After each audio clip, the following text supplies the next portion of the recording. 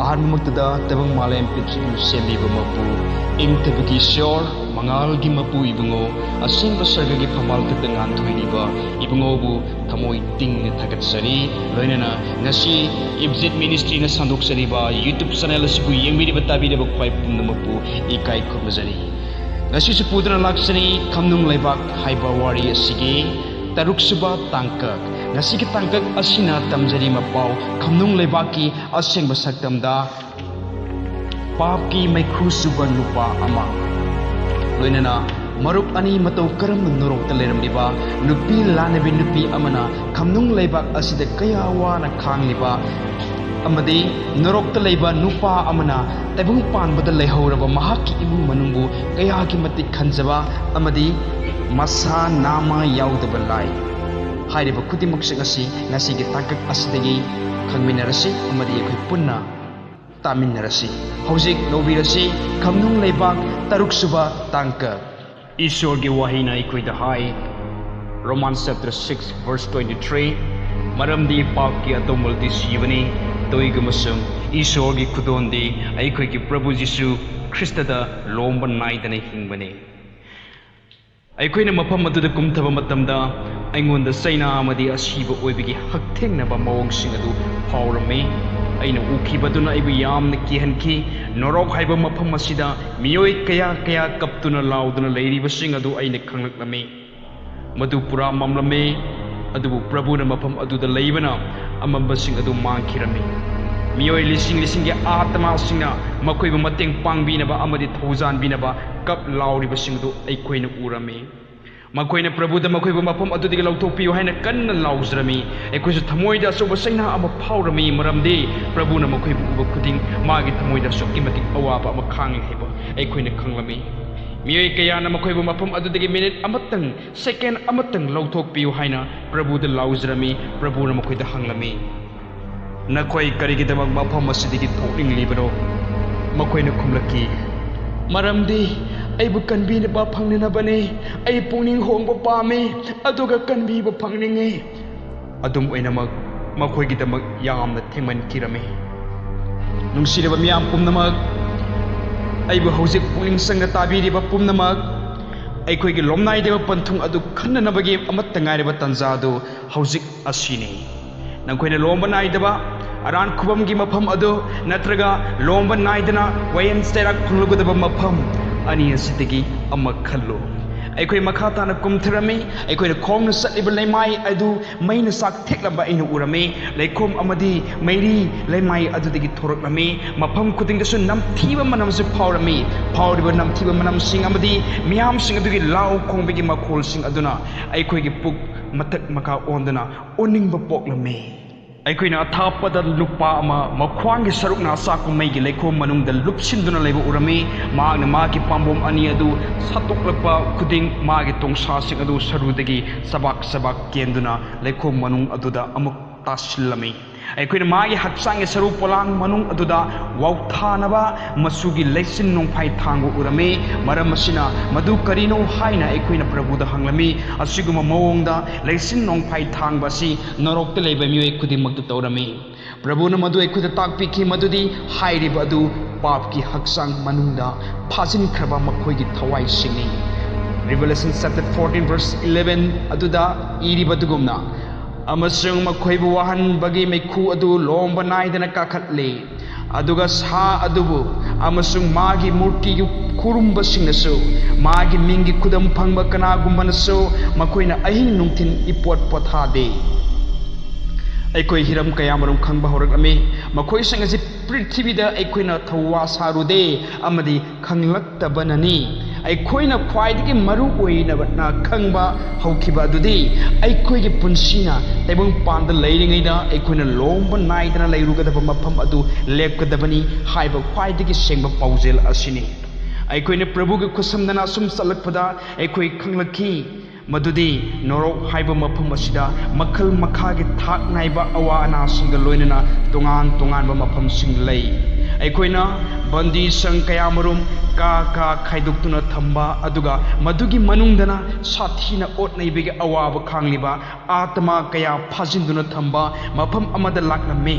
hairiba atma sing adubu makal khudingi lai singa otnai rami layam sing aduna atma sing adubu athiba waina serami shira phanglaba tukatsaba misa Saitan bu thagatlu nakhoina tebung panda leiringai da taukiba adugumna mabu penena bato thawai sing adu tin sing asu sathina wahalami aduga mai aduna acid kumna makhoi hakjang sinba thungna saklami atapa mafam amadana ekhoi nupa amakh leptuna leibu urame mahak awaba amade sena khon yamna khanglami amasu yamna wana urame magi mathak adudana phattaba lai anina pairaga leirami aduga mabu olame makhoina magi masa manung thumna makhoigi ta aduna thintrame aduga thabaki saru humdang adu satoklami makhoina matam supada mahakpu lakna duna su leirami makha tana prabhu na aingondu utpirami madudi nupa aduna tebung panda leihauriba magi imung manung adugi damakta mathwai wazaba adugi laimanna mafam adudasu mangonda ahin basaina ama oirami nupa aduna magi imung manungi misung mahana leiriba Khamnung Leibak haiba awana gi mafam aduda laha ninglamde mag thawai yamna warami maramde mahana kaidongaidasu magi imung manung singda aran khubam gi aphaba wapau adu piramde makhoi matam amada masigi aphaba wapau asigi lausinjabegi tanja adu leirambani ko haibasi ningsinglaraga mag yamna warami magi imung manungna mahana sigumba aphaba wapau asi pinenaba maroiba mi ama mahak oirami adubu mahakna madu thausakhide aduga housing mahakna magi masa nupa sing amadi magi nupi adugi maram da khanbada mahak yamna warami ot naibadu makha satrami madudi phattaba lai sing aduna magi mapam bom sing adu kakthatami mahak asaba laikom manungda tasilami asaba laikom adu samanbadagi khangba ngamdaba sainaga loinana tingumna panglingta lengna marapafam mana khangdana sallami akanba maisa aduna maram oiraga magi sabu singdagi sadong sing adu kelami adudagi mahakna linna ananba mafamda sakpagumna satpa haurakami mafam adudagi thoknanaba hotnarami adubu mahakna thoknaba hotnaba khudingi lai sing aduna mahakpu namsillami adudagi laikom aduda mahak asum lupthakirami adudagi mafam amada ikuna layam ama leiba thengnaraki karigumba amada aina puning singsilami madudi lai amakhak masana ma yaudana leiba adu aina urami aina prabhuda hanglami prabhu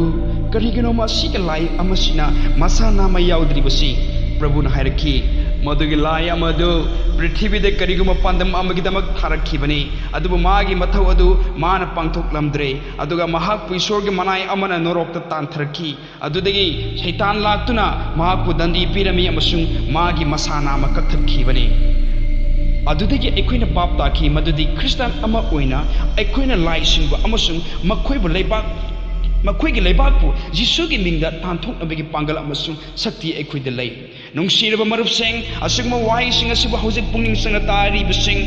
masigi testimony asi aran auhigi wayan serak piba mafam adu sanana banate adubu aran khubam adu phangnana bani maramsina nakhoina nasamuk sang tawjau amasung prabhugi mangde nangi thamoigi pibam adu yengjau masi aran khubam phangnana bagi damak nangna nangi aran balami sing adu hongdok nana bani aduga aran auhigi wayan serak adu sanana banate haujimak nangi thamoi thong hango prabhugi mangda aduga nangi pap sing adu haiduksau maramdi prabhu ni mikup asida laklabadi adugumba awa ana mikap mirau khol amadi khas chiktuna leba mafam aduda sappegi mahutta ibungo mahak loinana ningthira basraga konungna saminaragane maduda nangna tasingna bap tagane madudi karigi damakta jisuna kalwari cross mathakta asuk chawba mamal pi khibano haiba du ekoina norok haiba mafam aduda miyoi kaya amana makhoibu karigi damakta mafam aduda leiribano haiba phauba khangsadana leiribadu urakki makhoi punsida makhoinadi papki thabakni haina khaludaba papki thabak kaya tawkhre nungsiraba marupsing nasamak sang tawjau minamba huranba nawangba napal asi tawgadabani haina khangano masi pomnamak sing asi prabhugi miyengda papni nungsiraba isni nausing samai leiro aduga hairiba papki thabak sing asi tawba toklo nakoina pap tawba toknanaba aduga prabhugi maitung adubu thoina hena yengjananaba paujel asi nakoida aina pijare ꯑꯩꯈꯣꯏꯅ ꯕꯟꯗꯤ ꯁꯪꯒꯤ ꯀꯥ ꯑꯃꯒꯤ ꯃꯅꯨꯡꯗ ꯅꯨꯄꯥ ꯑꯅꯤꯈꯛ ꯄꯨꯟꯅ ꯂꯩꯃꯤꯟꯅꯕ ꯎꯔꯝꯃꯤ ꯃꯈꯣꯏ ꯑꯅꯤꯃꯛ ꯃꯈꯨꯠꯇ ꯃꯇꯣꯟ ꯇꯨꯝꯕ ꯑꯇꯦꯟꯕ ꯊꯥꯡ ꯑꯃꯃꯝ ꯄꯥꯏꯔꯝꯃꯤ ꯑꯗꯨꯒ ꯊꯤꯟꯗꯠꯅꯔꯝꯃꯤ ꯃꯈꯣꯏꯅ ꯑꯃꯒ ꯍꯥꯏꯅꯔꯝꯃꯤ ꯇꯨꯀꯠꯆꯔꯕ ꯌꯦꯡꯍꯩꯗ꯭ꯔꯕ ꯅꯪꯅꯅꯤ ꯉꯁꯤ ꯑꯩꯅ ꯃꯐꯝ ꯑꯁꯤꯗ ꯂꯩꯔꯤꯕꯁꯤ ꯅꯪꯅ ꯑꯩꯕꯨ ꯃꯐꯝ ꯑꯁꯤꯗ ꯂꯥꯟꯍꯟꯈꯤꯕꯅꯤ ꯃꯔꯝꯗꯤ ꯅꯪꯅ ꯑꯩꯕు ꯑꯆꯨꯝꯕꯗꯨ ꯎꯍꯟꯈꯤꯗꯦ ꯑꯗꯨꯒ ꯄ꯭ꯔꯚꯨꯕꯨ ꯑꯩꯉꯣꯟꯗ ꯈꯪꯍꯟꯈꯤꯗꯦ ꯑꯩꯕꯨ ꯅꯪꯅ ꯄ꯭ꯔꯚꯨꯕꯨ ꯂꯧꯁꯤꯟꯍꯟꯈꯤꯗꯦ ꯑꯩ ꯇꯟꯖꯥ ꯀꯌꯥ ꯐꯪꯈꯤ ꯑꯗꯨꯒ ꯅꯪꯅ ꯑꯩꯕꯨ ꯄ꯭ꯔꯚꯨ ꯂꯧꯁꯤꯟꯍꯟꯈꯤꯗꯕꯅꯅꯤ ꯃꯗꯨꯅꯅꯤ ꯑꯩꯅ ꯃꯐꯝ ꯑꯁꯤꯗ ꯂꯩꯔꯤꯕ ꯑꯍꯤꯡ ꯅꯨꯡꯊꯤꯜ ꯑꯣꯠ ꯂꯩꯕꯒꯤ ꯑꯋꯥꯕ ꯈꯥꯡꯂꯤꯕ ꯁꯪꯁꯪꯅ ꯎꯍꯟꯕꯤꯕ ꯑꯃꯗ ꯄ꯭ꯔꯚꯨꯅ ꯅꯨꯄꯥ ꯑꯅꯤ ꯑꯗꯨꯅ ꯇꯥꯏꯕꯪꯄꯥꯟꯗ ꯍꯤꯡꯂꯤꯉꯩ ꯄꯨꯟꯁꯤ ꯑꯗꯨ ꯑꯩꯈꯣꯏꯗ ꯎꯠꯂꯝꯃꯤ ꯑꯩꯈꯣꯏꯅ ꯃꯈꯣꯏ ꯑꯅꯤꯃꯛꯀꯤ ꯌꯨꯒꯤ ꯗꯨꯀꯥꯟ ꯑꯃꯗ ꯄꯨꯟꯅ ꯂꯩꯕꯗꯨ ꯎꯔꯝꯃꯤ ꯃꯔꯩ ꯃꯔꯥ ꯇꯧꯅꯔꯛꯇꯨꯅ ꯐꯨꯅ ꯆꯩꯅꯕ ꯊꯣꯛꯂꯝꯃꯤ ꯃꯈꯣꯏꯅ ꯍꯥꯟꯅꯅ ꯌꯨ ꯉꯥꯎꯔꯝꯂꯦ ꯑꯃꯅ ꯑꯀꯥꯏꯕ ꯂꯦꯛꯏ ꯑꯃ ꯄꯥꯏꯔꯝꯃꯤ ꯑꯗꯨꯒ ꯑꯃꯅ ꯊꯥꯡ ꯃꯆꯥ ꯑꯃ ꯁꯠꯇꯣꯛꯂꯝꯃꯤ ꯃꯈꯣꯏ ꯑꯃꯒ ꯐꯨꯅꯗꯨꯅ ꯁꯥꯊꯤꯅ ꯁꯤꯕ ꯌꯥꯅ ꯁꯣꯛꯂꯝꯃꯤ ꯑꯗꯨꯒ ꯃꯐꯝ ꯑꯗꯨꯃꯛꯇꯗ ꯃꯈꯣꯏ ꯑꯅꯤꯃꯛ ꯁꯤꯈꯤ ꯅꯨꯄꯥ ꯑꯅꯤ ꯑꯗꯨ ꯇꯥꯏꯕꯪꯄꯥꯟꯗ ꯎꯠꯈꯤꯕ ꯁꯛꯇꯝ ꯑꯗꯨꯃꯛ ꯅꯣꯔꯣꯛ ꯍꯥꯏꯕ ꯈꯝꯅꯨꯡ ꯂꯩꯕꯥꯛ ꯑꯁꯤꯗꯁꯨ ꯑꯃꯨꯛ ꯍꯟꯅ ꯎꯠꯅꯅꯕ ꯃꯈꯣꯏꯕꯨ ꯋꯥꯌꯦꯜꯂꯝꯃꯤ ꯄ꯭ꯔꯤꯊꯤꯕꯤꯗ ꯃꯈꯣꯏ ꯑꯅꯤꯅ ꯈ꯭ꯋꯥꯏꯗꯒꯤ ꯆꯥꯟꯅꯕ ꯃꯔꯨꯞ ꯑꯣꯏꯔꯛꯈꯤꯕ ꯑꯃꯒ ꯅꯨꯡꯁꯤ ꯆꯥꯟꯅꯅ ꯃꯆꯤꯟ ꯃꯅꯥꯎꯒꯨꯝ ꯂꯩꯔꯛꯈꯤba ꯑꯗꯨꯒꯤ ꯅꯤꯡꯁꯤꯡꯕ ꯑꯗꯨꯅ ꯅꯔꯣꯛ ꯍꯥꯏꯕ ꯃꯐꯝ ꯑꯁꯤꯗ ꯑꯍꯦꯟꯕ ꯆꯩꯅꯥ ꯑꯃ ꯑꯣꯏꯅꯁꯨ ꯃꯈꯣꯏꯗ ꯄꯤꯔꯝꯃꯤ ꯉꯁꯤ ꯑꯩꯅ ꯅꯈꯣꯏꯗ ꯍꯥꯏꯅꯤꯡꯉꯤ ꯑꯁꯦꯡꯕ ꯃꯔꯨꯞ ꯑꯃꯈꯛ ꯂꯩ ꯑꯃꯁꯨꯡ ꯃꯍꯥꯛꯀꯤ ꯃꯃꯤꯡ ꯅꯥꯖꯔꯦꯠꯀꯤ ꯖꯤꯁꯨ ꯀꯧꯕꯅꯤ ꯃꯍꯥꯛ ꯈꯛꯇꯅ ꯑꯁꯦꯡꯕ ꯃꯔꯨꯞꯅꯤ ꯅꯍꯥꯛꯀ ꯃꯤꯀꯨꯞ ꯈꯨꯗꯤꯡ ꯂꯣꯏꯅꯔꯤꯕ ꯊꯥꯖꯕ ꯌꯥꯕ ꯃꯔꯨꯞ ꯑꯗꯨ ꯃꯍꯥꯛꯅꯤ ꯑꯩꯈꯣꯏꯅ ꯃꯈꯥ ꯇꯥꯅ ꯁꯨꯝ ꯆꯠꯂꯛꯄꯗ ꯅꯨꯄꯤ ꯑꯃ ꯑꯇꯣꯞꯄ ꯕꯣꯟꯗꯤꯁꯤꯡ ꯑꯃꯒꯤ ꯃꯅꯨꯡꯗ ꯂꯩꯕ ꯎꯔꯝꯃꯤ ꯃꯍꯥꯛ ꯑꯁꯥꯕ ꯃꯩꯒꯤ ꯂꯩꯈꯣꯝꯗ ꯊꯔꯣ ꯑꯣꯟꯗꯨꯅ ꯂꯩꯔꯝꯃꯤ ꯃꯥꯒꯤ ꯁꯝꯁꯤꯡ ꯑꯗꯨ ꯆꯥꯏꯔꯝꯃꯤ ꯑꯗꯨꯒ ꯂꯩꯈꯣꯝꯅ ꯊꯜꯂꯝꯃꯤ ꯀꯥ ꯑꯗꯨꯒꯤ ꯃꯅꯨꯡꯗ ꯑꯆꯧꯕ ꯑꯅꯣꯏꯕ ꯂꯤꯟ ꯑꯃꯁꯨ ꯂꯩꯔꯝꯃꯤ ꯂꯤꯟ ꯑꯗꯨꯅ ꯆꯪꯁꯤꯜꯂꯛꯇꯨꯅ ꯃꯥꯒꯤ ꯃꯁꯥ ꯑꯄꯨꯝꯕ ꯌꯣꯠꯂꯝꯃꯤ ꯑꯗꯨꯒ ꯃꯥꯒꯤ ꯍꯛꯆꯥꯡꯒꯤ ꯃꯈꯥ ꯊꯪꯕ ꯀꯌꯥꯠꯁꯤꯡꯗ ꯆꯪꯂꯝꯃꯤ ꯃꯍꯥꯛꯅ ꯅꯝꯐꯨꯗ ꯂꯤꯟ ꯑꯗꯨꯅ ꯄꯥꯗꯣꯡꯂꯝꯃꯤ ꯃꯐꯝ ꯑꯗꯨꯗ ꯂꯩꯕ ꯅꯨꯄꯥ ꯅꯨꯄꯤ ꯈꯨꯗꯤꯡꯃꯛ ꯃꯈꯣꯏꯅ ꯇꯥꯏꯕꯪꯄꯥꯟꯗ ꯂꯩꯔꯤꯉꯩꯗ ꯂꯥꯟꯅ ꯄꯥꯡꯗꯣꯛꯅꯈꯤꯕ ꯑꯗꯨꯕꯨ ꯑꯃꯨꯛ ꯍꯟꯅ ꯅꯝꯐꯨꯗ ꯅꯣꯔꯣꯛ ꯍꯥꯏꯕ ꯃꯐꯝꯗꯨꯗ ꯇꯧꯔꯝꯃꯤ ꯑꯗꯨꯝ ꯑꯣꯏꯅꯃꯛ ꯃꯈꯣꯏ ꯏꯟꯆꯤ 6ꯀꯤ ꯇꯤꯡꯈꯪ ꯄꯥꯟꯕ ꯂꯤꯟꯁꯤꯡꯒ ꯂꯣꯏꯅꯅ ꯇꯧꯕ ꯇꯥꯔꯝꯃꯤ ꯂꯤꯟꯁꯤꯡ ꯑꯗꯨꯅ ꯅꯨꯄꯤ ꯑꯗꯨꯒꯤ ꯃꯁꯥ ꯃꯅꯨꯡꯗ ꯆꯪꯈꯤꯕ ꯈꯨꯗꯤꯡ ꯃꯥꯒꯤ ꯃꯁꯥ ꯑꯗꯨ ꯊꯨꯒꯥꯏꯔꯝꯃꯤ ꯃꯍꯥꯛꯅ ꯄ꯭ꯔꯚꯨꯗ ꯂꯥꯎꯖꯔꯝꯃꯤ ꯑꯗꯨꯒ ꯃꯗꯨꯕꯨ ꯂꯦꯞꯍꯟꯕꯤꯅꯕ ꯍꯥꯏꯖꯔꯝꯃꯤ ꯃꯈꯥ ꯇꯥꯅ ꯃꯍꯥꯛ ꯑꯋꯥ ꯑꯅꯥ ꯈꯥꯡꯕ ꯄꯥꯝꯂꯝꯗꯦ ꯃꯗꯨ ꯂꯦꯞꯍꯟꯕꯤꯔꯣ ꯑꯩ ꯑꯃꯨꯛ ꯍꯟꯅ ꯇꯧꯖꯔꯔꯣꯏ ꯆꯥꯟꯕꯤꯌꯨ ꯃꯗꯨ ꯂꯦꯞꯍꯟꯕꯤꯔꯣ ꯅꯨꯄꯤ ꯑꯗꯨꯅ ꯄ꯭ꯔꯚꯨꯗ ꯍꯥꯏꯖꯔꯝꯃꯤ ꯂꯤꯟ ꯑꯗꯨꯅ ꯃꯥꯒꯤ ꯃꯁꯥ ꯃꯅꯨꯡꯗ ꯆꯪꯗꯨꯅ ꯃꯥꯕꯨ ꯃꯆꯦꯠ ꯇꯥꯔ ꯊꯨꯒꯥꯏꯕ ꯑꯃꯁꯨꯡ ꯃꯗꯨ ꯍꯟꯅ ꯇꯧꯕ ꯃꯇꯝꯗ ꯃꯍꯥꯛꯅ ꯄ꯭ꯔꯚꯨꯗ ꯂꯥꯎꯖꯔꯝꯃꯤ ꯃꯥꯒꯤ ꯂꯥꯎꯕꯒꯤ ꯈꯣꯟꯖꯦꯜ ꯑꯗꯨ ꯇꯥꯗꯅꯕ ꯑꯩꯈꯣꯏꯅ ꯅꯥꯀꯣꯡ ꯃꯦꯟꯁꯤꯟꯅꯅꯕ ꯍꯣꯠꯅꯔꯝꯃꯤ ꯑꯗꯨꯕꯨ ꯃꯈꯣꯜ ꯑꯗꯨ ꯑꯗꯨꯃꯛ ꯇꯥꯈꯤ ꯑꯩꯈꯣꯏ ꯍꯦꯟꯅ ꯀꯟꯅ ꯐꯥꯎꯕ ꯑꯩꯈꯣꯏꯒꯤ ꯅꯥꯀꯣꯡ ꯃꯦꯟꯁꯤꯜꯂꯝꯃꯤ ꯑꯗꯨꯕꯨ ꯃꯗꯨꯅ ꯀꯔꯤꯁꯨ ꯀꯥꯟꯅꯔꯝꯗꯦ ꯑꯩꯈꯣꯏꯅ ꯄ꯭ꯔꯚꯨꯗ ꯍꯥꯏꯔꯝꯃꯤ ꯆꯥꯟꯕꯤꯌꯨ ꯄ꯭ꯔꯚꯨ ꯃꯁꯤ ꯑꯩꯈꯣꯏ ꯑꯃꯨꯛ ꯍꯟꯅ ꯇꯥꯕ ꯄꯥꯝꯗ꯭ꯔꯦ ꯎꯕ ꯄꯥꯝꯗ꯭ꯔꯦ ꯆꯥꯟꯕꯤꯌꯨ ꯑꯩꯈꯣꯏꯕꯨ ꯄ꯭ꯔꯚꯨꯅ ꯍꯥꯏ ꯅꯈꯣꯏꯅ ꯃꯁꯤ ꯌꯦꯡꯕ ꯇꯉꯥꯏ ꯐꯗꯕꯅꯤ